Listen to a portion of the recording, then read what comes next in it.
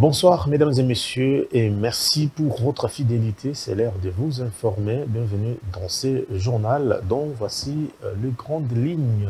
Après ces efforts militaires, diplomatiques et médiatiques face à l'agression dans l'est de la RDC, le gouvernement congolais mise désormais sur un front spirituel pour obtenir la paix. Dans un communiqué publié lundi, le ministre de la Justice Constant Mutamba a appelé les chefs des confessions religieuses à organiser une journée nationale des prières le 9 février 2025 prochain. Et puis c'est 21 janvier 2025, la RDC se rappelle les événements tragiques de la répression sanglante du 21 janvier 2018.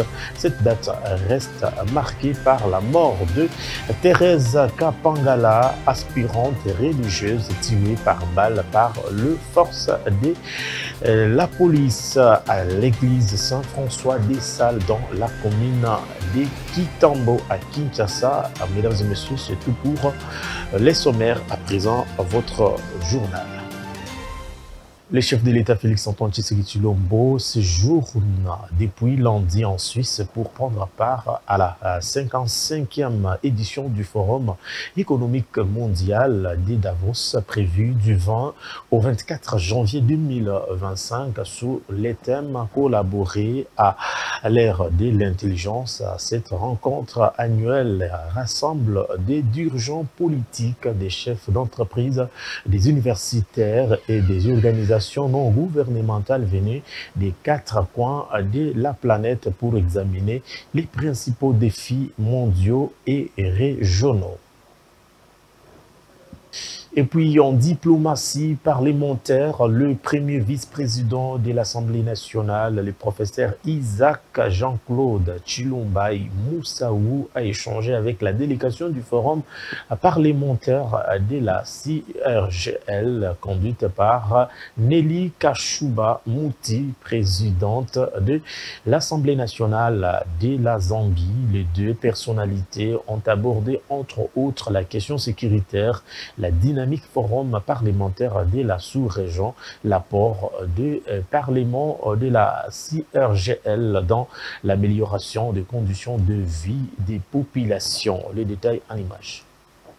Premier vice-président de la Chambre basse du Parlement, le professeur Isaac Jean-Claude Tshilombaï Moussaou, a reçu en audience la délégation du Forum parlementaire de la Conférence internationale sur la région des Grands Lacs en visite à Kinshasa. Sous la conduite de la présidente de l'Assemblée nationale de la Zambie, Nelly Kashuba Mouti, les objectifs de cette mission d'information dans la capitale congolaise étaient notamment de poursuivre les liens de coopération interparlementaire, visiter le secrétariat général de la CIRGL et mener les actions liées à la paix, la sécurité, la stabilité et le développement entre les États membres dans le cadre du pacte signé en 2006 à Nairobi au Kenya. En outre, la présidente en exercice du Forum des parlementaires de la CIRGL a réitéré lors de cette mission d'information auprès de l'honorable Isaac Jean-Claude Tshilombaï les soutiens à l'engagement de la RDC pour le retour de la paix dans sa partie Est, sous le coup également de l'agression.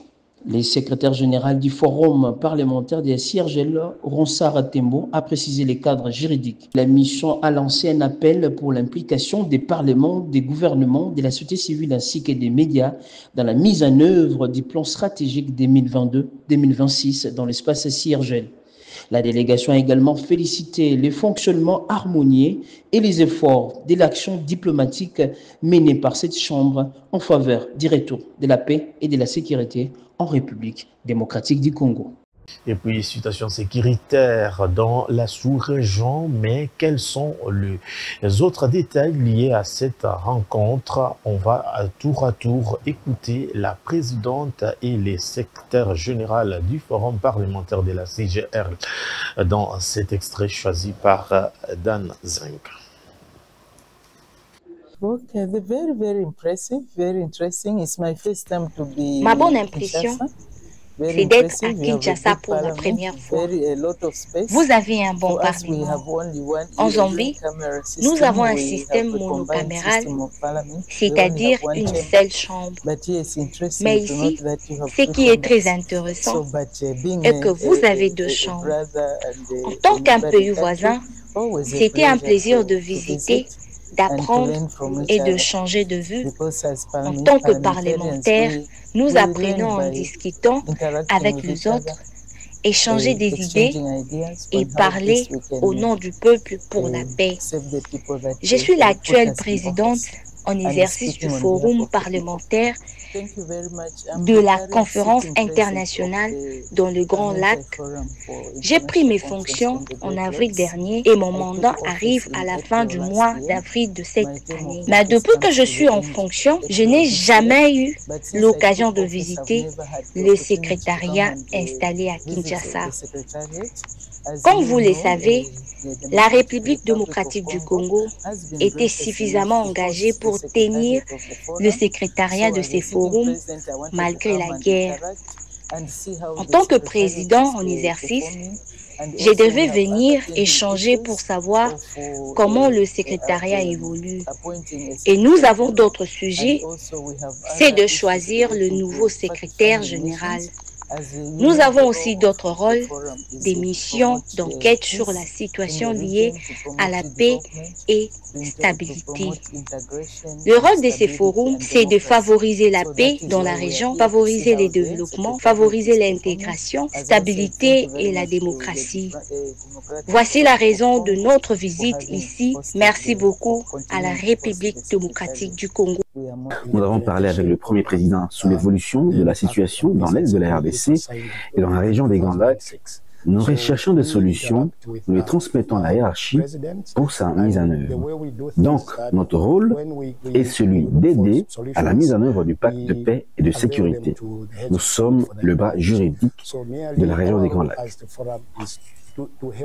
20 janvier 2024, 20 janvier 2025, un an déjà depuis la réélection du deuxième mandat du président de la République, Félix Tshisekedi, une cérémonie a été organisée au siège de l'Union sacrée, chapeautée par le professeur André Mbata. Les détails avec Deborah Rama. Le 20 janvier 2025 marque un an déjà depuis l'investiture du président Félix Tshisekedi au Stade des Martyrs à Kinshasa après sa brillante réélection avec 73% des voix. À cette occasion, une cérémonie a été organisée, chapeautée par le professeur André Mbata qui accompagne le chef de l'État en vue de matérialiser sa vision. À l'occasion de ce premier anniversaire de la réélection qui était brillante et incontestable de son Excellence Félix Antoine Tshisekedi Tshilombo, président de la République démocratique du Congo, chef de l'État, commandant suprême de nos forces armées et haute autorité politique de l'Union sacrée de la Nation. Excellence, Monsieur le Président de la République, je me tiens ici comme secrétaire permanent de la nation que vous avez, de l'Union sacrée de la nation que vous aviez désigné pour redynamiser votre plateforme et cette redynamisation passait également par des activités de ce genre. Plusieurs figures de l'Union sacrée de la nation se sont également rendues en ces lieux, déterminées à soutenir le président de la République. À l'occasion du premier anniversaire du deuxième mandat depuis l'élection de son Excellence, Monsieur le Président de la République et chef de l'État, Félix Antoine Tshisekedi, donc une année durant, pendant une année, il y a eu autant de choses.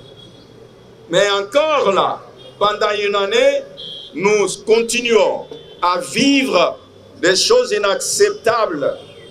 Qu'est-ce que nous appelons choses inacceptables? C'est la guerre d'agression rwandaise se déroulant dans la partie orientale de notre pays. Il faut dire que pour l'Union sacrée de la nation, ce premier anniversaire depuis la réélection du président Félix Tshisekedi est largement positif. La situation, comme élit comme Élysée. Et puis Christian Bossembe, président du Conseil supérieur de l'audiovisuel et de la communication, a adressé un message d'avertissement sévère au réseau social TikTok dénonçant son impact sociétal jugé néfaste en République démocratique du Congo. Dans son message publié sur son compte X, il a exprimé ses préoccupations face à l'utilisation croissante des TikTok accusés d'encourager des pratiques délétères au sein de la société congolaise. Les détails encore une fois en image.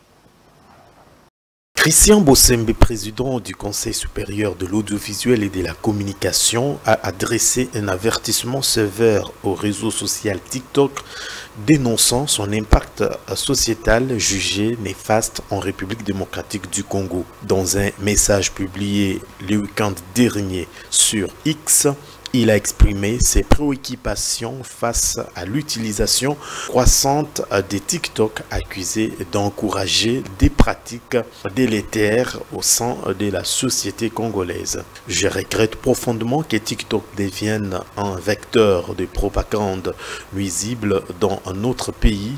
Non seulement cette plateforme encourage la délinquance, mais elle facilite également l'enrôlement de jeunes dans des groupes terroristes, offrant ainsi aux extrémistes un espace pour recruter des enfants et promouvoir leur idéologie de destruction, a-t-il affirmé. Christian Bossembe a également reproché aux responsables de TikTok leur inaction face aux multiples avertissements émis par les autorités congolaises pour réguler son utilisation. Cette négligence met en péril notre jeunesse, compromet la sécurité intérieure et fragilise la souveraineté numérique de notre pays. Si cette situation perdure, la RDC se verra contrainte d'envisager des mesures similaires à celles prises par les États-Unis, pouvant aller jusqu'à la suspension de cette application sur l'ensemble de son territoire, a-t-il averti. Avec des millions d'utilisateurs en RDC, TikTok est devenu une plateforme incontournable où se croisent divertissement, musique, actualité et débats sociopolitiques. Cependant, les réseaux sociaux est aussi la cible des critiques croissantes, notamment pour la diffusion de contenus jugés inappropriés. Certains leaders religieux et sociaux estiment que TikTok contribue à la dégradation de mœurs en encourageant des comportements provocateurs et immoraux, en particulier parmi les jeunes. En réponse à ces préoccupations, les CESAC envisagent de renforcer les réglementations de contenu publié sur TikTok et d'autres réseaux sociaux dans les cas où la plateforme ne prendra pas des mesures pour limiter des abus. La suspension à l'échelle nationale pourrait devenir une option envisagée par les autorités. Cette annonce intervient alors que d'autres pays comme les États-Unis ont eux aussi imposer des restrictions ou envisager l'interdiction de TikTok pour des raisons de sécurité nationale ou sociale. Ce 21 janvier 2025, la RDC se rappelle des événements tragiques de la répression sanglante du 21 janvier 2018. Cette date reste marquée par la mort de Thérèse Kapangala, aspirante religieuse tuée par balle par les forces des polices à l'église Saint-François des Salles dans la commune de Kitambo. Ce 21 janvier 2025, la République démocratique du Congo se rappelle les événements tragiques de la répression sanglante du 21 janvier 2018. Cette date reste marquée par la mort de Thérèse Kapangala, aspirante religieuse tuée par balle par les forces de police à l'église Saint-François des Salles dans la commune de Kitambo à Kinshasa. Cette violente répression visait les manifestants catholiques qui exigeaient l'application de l'accord politique du 31 décembre 2016 censé préparer les élections après l'expiration du mandat de Joseph Kabila. 7 ans plus tard, la famille de Thérèse Kapangala continue de réclamer justice. Selon Jean-Claude Kapangala, frère de la victime, 2 plaintes ont été déposées, l'une visant notamment Silvano Kasongo, ancien commissaire de la police de Kinshasa, mais les autorités n'ont mené aucune enquête véritable sur ces plaintes ni poursuivi les responsables du meurtre de Thérèse. Jusqu'à présent, aucun responsable n'a été inquiété et c'est là malgré l'évidence des faits. Notre combat pour que Thérèse obtienne justice se poursuit, déclare Jean-Claude Kapangala, aujourd'hui porte-voix de cette cause à travers le mouvement Génération Thérèse Kapangala. Thérèse Kapangala est désormais considérée comme une martyre de l'alternance, symbole de la lutte pacifique pour le changement démocratique en RDC. La Génération Thérèse Kapangala, mouvement initié en sa mémoire, s'investit non seulement pour que justice soit faite, mais aussi pour promouvoir une société juste et équitable. Actuellement, le mouvement s'est joint à l'opposition, notamment à Délice Sanga, pour contester le projet du président Félix Tshisekedi concernant une éventuelle révision de la Constitution perçue comme une menace à la démocratie. Autre chose en province, la dynamique Fifi Masuka Forêt va sous la conduite de son coordonnateur national José Massengo a organisé le week-end dernier à Kolwezi, chef-lieu de la province du Lualaba, un colloque spécial sous les thèmes la gouverneure Fifi Masuka favorable à la modification ou changement de la constitution, suivant son exemple. Les détails avec nos reporters. Permettant une réflexion approfondie sur les questions d'actualité. La souveraineté nationale appartient au peuple qui s'exprime par référendum ou par voie d'élection. Ça veut dire en d'autres termes, le peuple peut s'exprimer par consultation populaire pour changer la Constitution. Pourquoi parler seulement du changement de la Constitution alors que notre État, notre pays réfère encore beaucoup de remédiations? Je cite la guerre à l'est de la République démocratique du Congo qui dure des décennies, depuis 23 ans et jusqu'alors. Et aussi la non-assistance sociale. Les peuples souverains signifie quoi?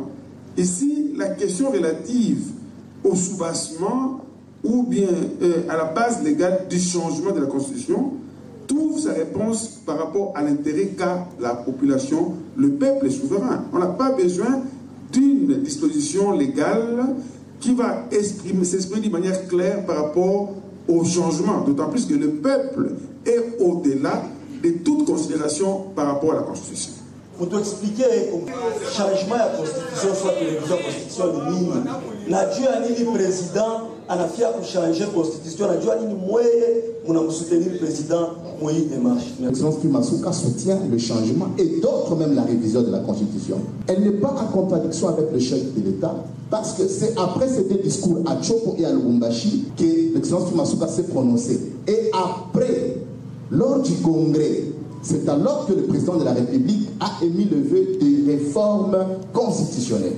Malgré qu'il a émis ses vœux, il a dit on va mettre sur pied une commission spéciale qui va faire l'étude s'il y aura changement ou modification. Donc jusque-là, nous ne devons pas nous prêter des intentions. Nous attendons ce que produira cette commission et après quoi on saura s'il y aura changement ou révision de la Constitution. Ensuite, les mots de clôture a été lu par les vice-coordonnateurs de la dynamique Fifi Masuka Foreva, Kim Sikumba. Merci infiniment pour votre engagement, votre dévouement, votre passion pour la cause commune que nous défendons. Ensemble, nous suivons l'exemple de notre estimé gouverneur et continuons à œuvrer pour le bien-être de l'épanouissement de tous les Congolais. Que cette journée enrichissante soit le point de départ d'une collaboration fructueuse et harmonieuse pour le bien de notre nation. Merci à vous tous. Signalons que la manifestation a connu la participation des fédéraux, des partis politiques membres de l'Union sacrée de la nation, des structures des motocyclistes, motards, chauffeurs de taxis en commun et de plusieurs scientifiques de renom. Et c'est dans une ambiance bon enfant que cette manifestation de haute portée scientifique a pris fin. Et puis la RDC se prépare à une vente publique sans précédent de biens de Corneille Nangaa, ancien président de la centrale électorale, et de ses complices, prévus ce 30 janvier, lit-on dans un communiqué du ministère de la Justice. Cette vente ne sera pas seulement un acte judiciaire, mais aussi symbole puissant de résilience et de réparation. En bref, les villes de Lubumbashi et Likasi sont touchées par une insécurité grandissante ces derniers jours. Le gouverneur de la province du Haut-Katanga a, à travers un décret publié le lundi 20 janvier, instauré un couvre-feu allant de 23h à 5h juste pour une durée de 30 jours. Cette mesure est prise pour concrétiser et contrecarrer la montée des l'insécurité qui sévit dans ces deux agglomérations depuis le début de l'année 2025. Les motocyclistes sont appelés à opérer de 6h à 20h30. Par ailleurs, toute personne surprise vers 16h interdite est considérée comme suspecte. Accident d'un avion de la compagnie Air Kasai ce mardi à l'aérodrome de Kongolo dans la province du Tanganyika. L'administrateur du territoire des Kongolo qui s'est rendu sur le lieu annonce que l'aéronef transportant des cigarettes en provenance de Goma a raté son atterrissage, finissant sa course dans la brousse avant qu'une partie de l'appareil ne prenne feu. Aucun dégât humain enregistré. Et puis, le gouvernement s'active pour une journée de prières et de collectes de offrandes pour soutenir les forces armées de la RDC et les Wazalendo. Ce mardi, le ministre d'État, ministre de la Justice et des Gardes des Sceaux, Constant Mutamba, a réussi le secrétaire général de la conférence épiscopale national du Congo, Monseigneur Donancien Cholet, au micro de Naomi Pila. On a parlé de plusieurs choses, mais principalement, le ministre nous a fait part de son projet, de sa proposition de réunir les confessions religieuses dans la prière le 9 février pour prier pour le FARDC et aussi organiser une quête en faveur de nos militaires. Alors, il voulait la collaboration de l'Église catholique là-dessus. Et là, je lui ai fait savoir que c'est notre mission comme Église de prier. La situation de l'Est, nous en sommes conscients. La situation sécuritaire, la situation humanitaire est catastrophique. Même la vie de nos militaires. Personnellement, j'étais dans une mission il y a quelques années, avant que la situation s'empire, où on a touché de doigt la réalité de nos militaires. Donc l'Église catholique n'a pas de problème pour prier, mais dans sa particularité. La particularité, c'est quoi? C'est-à-dire, notre foi nous demande d'aller plus loin, de prier même pour l'ennemi. Ben, évidemment, ici, le ministre voit le FARDC avec raison. C'est voilà pourquoi nous disons que il n'y aurait pas d'inconvénient pour l'Église catholique de prier pour la paix, parce que les militaires sont victimes de manque de paix à l'est du pays, et il n'y a pas que de militaires. Pensons à tous ces déplacés, à toutes ces familles de personnes qui vivent dans la forêt, à toutes ces victimes des enfants orphelins. Donc ils ont besoin de la paix, ils ont besoin de la prière. Donc ce serait l'occasion justement pour intensifier les prières que nous faisons déjà pour la paix. Alors, une autre particularité pour les quêtes pour l'Église catholique, c'est le droit canon dont que l'État congolais s'est engagé à respecter dans l'accord cadre. Dans le droit canon, le canon 1254 précise les finalités des offrandes, notamment pour destinées au culte, destinées aux ministres, destinées à l'apostolat, mais aussi destinées aux œuvres caritatives. Donc c'est dans cette perspective-là, bien sûr que le militaire a aussi besoin de la charité, leur famille, et tout comme les autres aussi. Donc c'est dans le respect de notre doctrine, de notre foi, du droit canon, que nous pourrons répondre à cette initiative. Que la guerre ne se gagne pas par la prière. Ben, chacun doit, pour reprendre l'expression du chef de l'État, chacun doit jouer sa partition. Nous ne prions pas pour gagner la guerre, mais nous prions pour la paix, pour que la paix soit instaurée. Et la paix, d'ailleurs, c'est la fin de la guerre. C'est dans ce sens-là, peut-être. La paix, c'est que les gens se convertissent, parce que pour qu'il y ait guerre, il faut que les gens prennent des armes. Donc, je crois que c'est là où on devrait vraiment bien... Après ces efforts militaires, diplomatiques et médiatiques face à l'agression dans l'Est de la République démocratique du Congo, les gouvernements met désormais sur un front spirituel pour obtenir la paix. Dans un communiqué publié lundi, le ministre de la Justice, Constant Mutamba, a appelé le chef des confessions religieuses à organiser une journée nationale des prières le 9 février prochain. Cet événement qui se déroulera sur toute l'étendue nationale et au-delà des frontières vise à invoquer la paix et la fin de l'agression rwandaise. Et pour terminer, l'analyste politique congolais Marius Moubalama fustige la réticence de certains pays africains membres du Conseil de sécurité des Nations Unies à reconnaître et à sanctionner la guerre menée par le Rwanda dans l'est de la RDC. Ses proches de Denis Mukwege invitent ces pays de la sous-région au respect de l'accord cadre d'Addis Abeba.